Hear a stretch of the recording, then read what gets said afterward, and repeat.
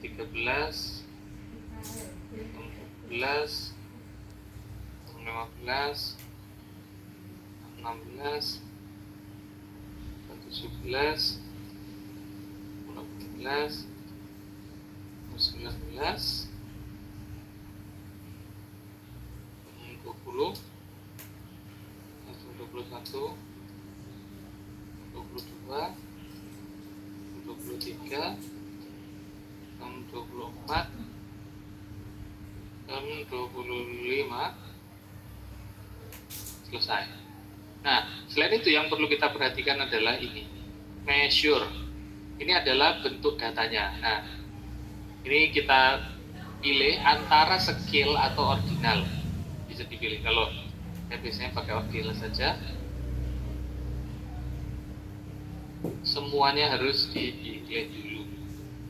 Jangan sampai milihnya salah jadi nominal ya, karena kalau nominal itu tidak bisa dikenai operasi matematika, sehingga nanti nggak bisa dianalisis. Sudah semua?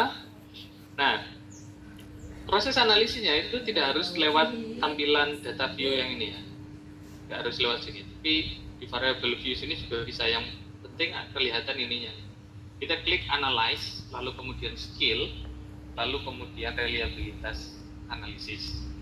Ulangi lagi, analyze, skill, reliability analysis. Kita klik, maka muncul seperti ini. Nah, semuanya ini langsung kita blok, pindah lalu ke kita kanan ke kotak items. Setelah itu jangan langsung oke, tapi klik statistik terlebih dahulu dan kalian checklist skill sama skill if item delete, terus continue, baru setelah itu klik oke. Nah, kalau sempit kita lebarin. Nah, ini adalah hasil uji reliabilitas dan daya diskriminasi untuk item pada skala miliknya kelompok 5 yang skala 1. Yang pertama, reliabilitas statistiknya pakai Cronbach alpha itu sebesar 0,796. Lupa itu kan 796. Ini itu ada titiknya di depan angka 7. Dan titik itu koma maksudnya. Jadi angka 0 komanya itu tidak dituliskan. Ini 0,796. Nah, begitu juga dengan tabel item total statistik ini. Nah, yang perlu kita perhatikan untuk tahu berapa indeks daya bedanya. Oh iya, saya belum jelasin ya. Reliabilitas itu apa? Reliabilitas itu kemampuan skala. Reliabilitas itu miliknya skala. Kemampuan skala untuk bisa konsisten dalam pengukurannya. Jadi skala yang reliable itu dia memiliki konsistensi dalam menghasilkan hasil pengukuran. Gitu. Misalnya dia diukur sekarang, diukur lagi, digunakan lagi untuk mengukur di waktu yang berbeda, di tempat yang berbeda. Nah, dia kalau semakin besar nilai reliabilitasnya, maka dia berarti itu memiliki tingkat konsistensi pengukuran yang lebih besar juga. Diskriminasi atau indeks daya beda itu adalah kemampuan item, bukan skala ya, tapi item dalam membedakan orang yang memiliki variabel atau tidak memiliki variabel. Misalnya gini, kalian mau mengukur ini skala 1 apa sih? Motivasi berorganisasi ya. Nah, kita misalnya pengen mengukur motivasi berorganisasi. Nah, indeks daya beda item itu menunjukkan seberapa mampu item tersebut membedakan orang yang motivasinya tinggi dalam berorganisasi dan orang yang motivasinya rendah. Semakin tinggi indeks atau skor daya diskriminasinya, itu berarti item itu semakin mampu untuk membedakan orang yang motivasi berorganisasinya tinggi atau yang tidak tinggi motivasi organisasinya. Gitu. Nah, dilihatnya dari mana? Dilihatnya dari kolom corrected item total correlation ini. Kalau reliabilitas itu skor minimumnya itu 0,7, di atas 0,7 itu berarti dianggap skala tersebut memiliki reliabilitas yang baik. Nah, kalau daya diskriminasi itu menurut bukunya Profesor Saifuddin Haswar dia apa batas minimalnya adalah 0,3. Jadi semua item yang corrected item total correlation-nya atau diskriminasinya di bawah 0,3 itu harus dihapus dari proses analisis selanjutnya. Nah, proses analisis yang kita lakukan ini kan baru putaran pertama. Di putaran pertama ini kita lihat item nomor 1 di bawah 0,3, dia hanya 0,2. Item nomor 3 itu juga di bawah 0,3, dia hanya 0,21. Maka kedua item ini harus kita keluarkan dari analisis pada putaran berikutnya. Oke, langsung saja kita lakukan putaran berikutnya. Oh, tapi sebelum itu ini ada yang menarik. Perhatikan, item nomor 18 itu negatif 0,41. Lupa itu di atas 0,3, tapi kok negatif? Nah, kalau negatif ini berarti item ini harusnya mungkin dia itu unfavorable, tapi ketika scoring dia lupa dibalik cara scoringnya. Bisa jadi begitu. Karena dia kebalik. Ini item unfavorable tapi dinilai secara favorable, atau sebaliknya item favorable tapi scoringnya itu unfavorable. Bisa diterima ya ini, paham ya? Jadi ini harus dicek scoringnya, bener gak nih? Sudah dibalik atau belum? Kalau belum, berarti ini harus dibalik. Nanti dia negatifnya jadi hilang. Tapi kalau ternyata benar, berarti item ini itu bertentangan dengan yang seharusnya. Gitu ya. Gugur nggak Pak kalau kayak gitu?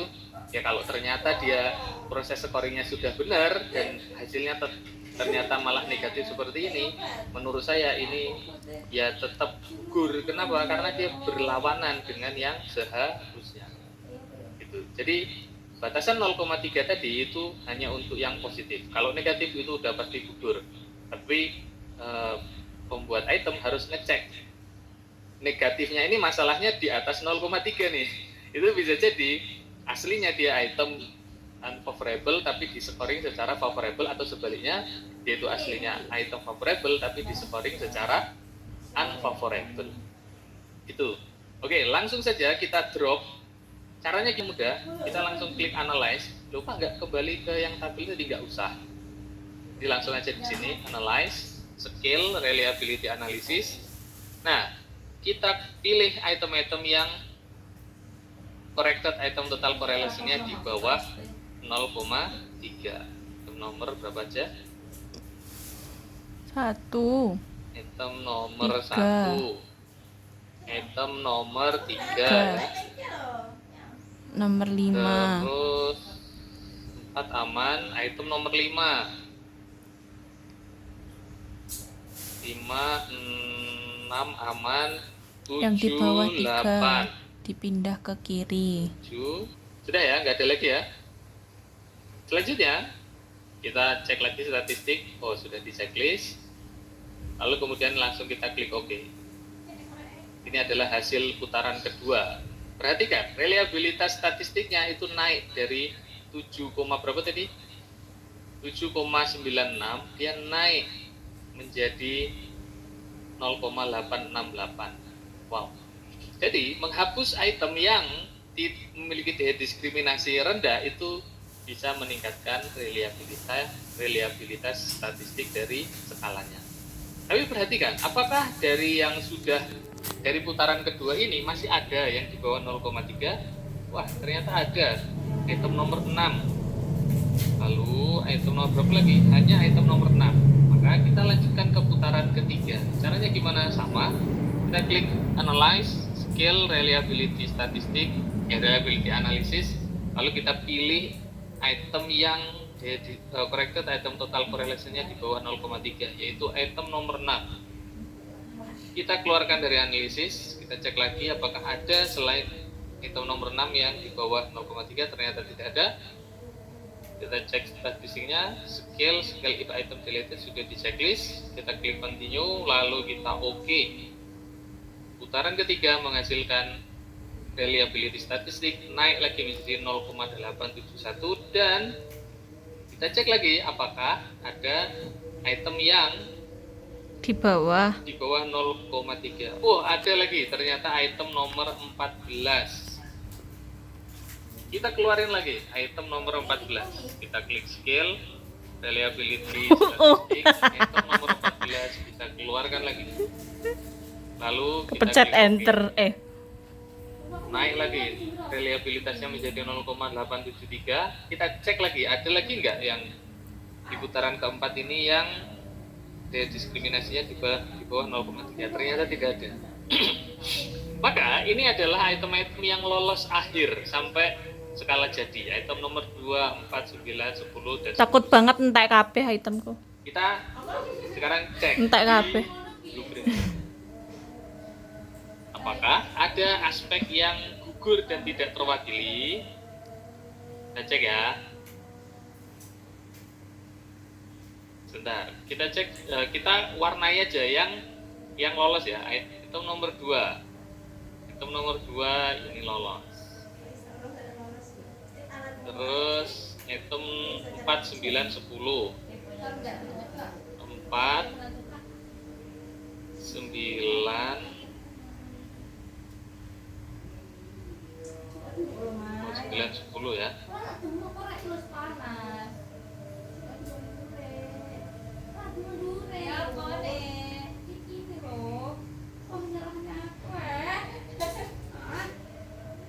Yaitu aspek nomor 2 harapan. Ini semua itemnya gugur. Cuman ada yang aneh menurut saya ini. Ini harusnya jumlah itemnya 24, tapi kenapa ini ada 2 ya? Ya nanti coba dicek lagi. 5, 6, 7, 8. Item nomor 5. Penak 6, banget 7, iki 8 sing itu gugur di-share tahap yang digarapne mana ya? pake. Oh, yang ini. Kelompoknya Terus item Jamal nomor kok ya. 6 ini. Nah, ini.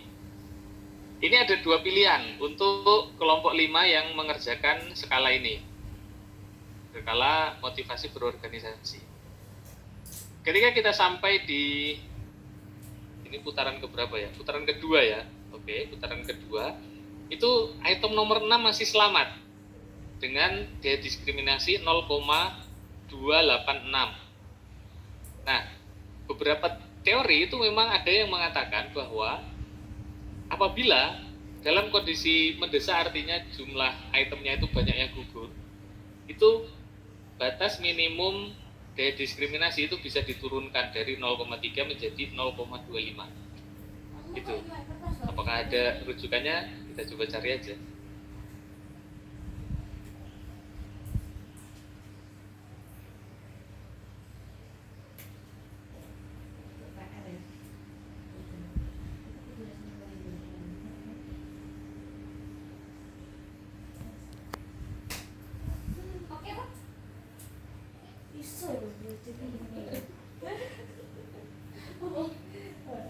Ada nggak rujukannya ya? Kita coba cari.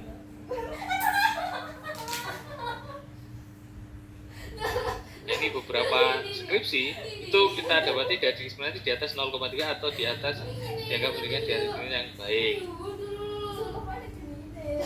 Coba cari.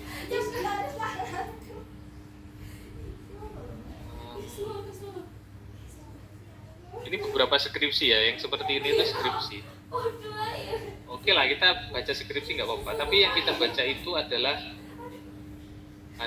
dia merujuk kemana? F.